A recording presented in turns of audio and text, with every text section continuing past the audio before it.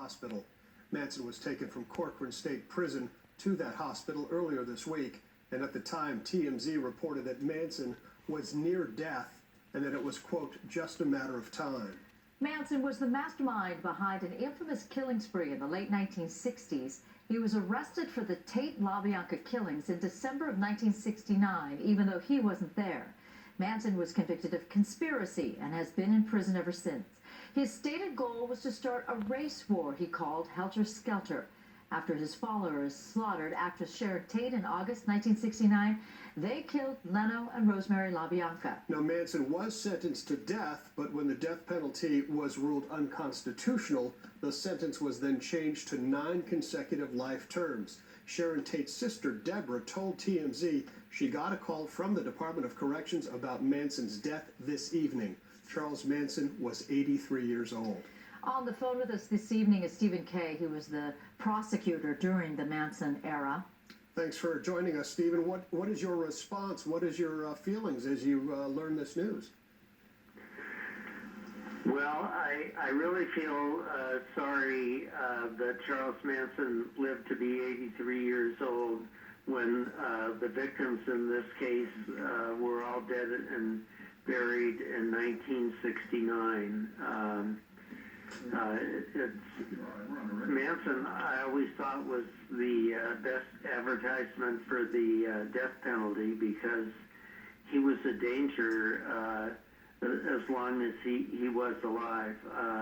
I don't believe for 1 minute that Squeaky Fromm thought on her own to try and assassinate President Ford in a park in Sacramento in 1975. And Manson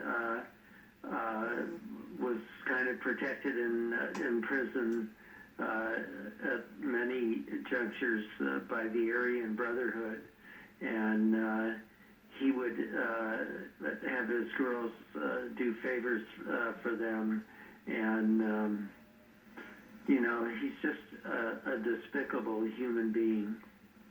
For those people who don't remember the case intimately as you do, what can you tell us about what the challenge was to have him prosecuted for murder?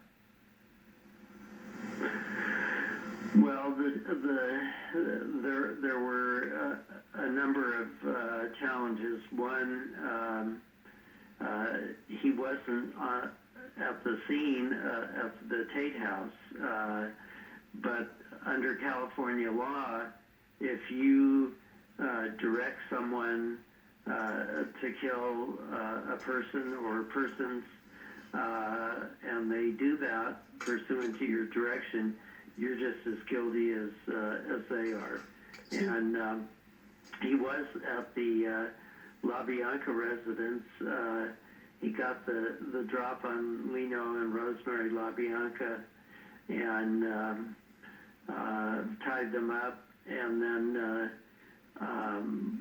went out and Tex Watson and Leslie Van Houten and Patricia Krenwinkel out of the car and told them not to cause fear and panic like the night before, and don't let the people know that you're going to kill them.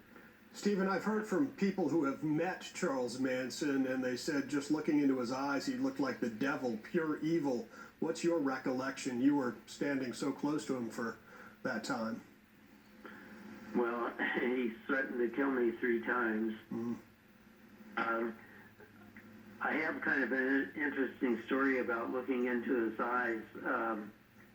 I was told before I started on the trial that Manson would try and stare me down, and that he felt that if I would blink first, then he would own my soul. Mm-hmm. And I had a psychiatrist friend who told me that if somebody's staring at you, the way to outstare them is to pick a spot on their forehead just above the nose and stare at that. And I made him blink first, and he never forgot it. Have you had a chance to talk to any of the family survivors, like, for example, Deborah Tate?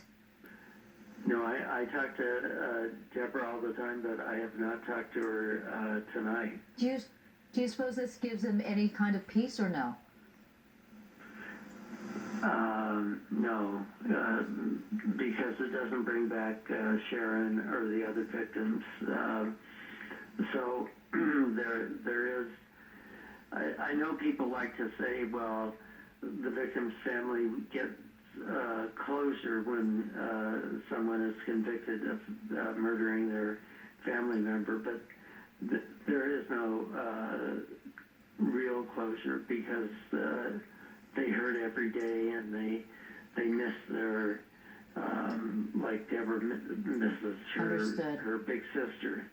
Understood. Stephen Kay, the prosecutor in the Charles Manson murder trial. We appreciate your time, Stephen. Thank you so much. Well, thank you. If you're just joining us again, Charles Manson dead at the age of 83. Good to have you with us. Good evening. I'm Logan Burns. And I'm Susan.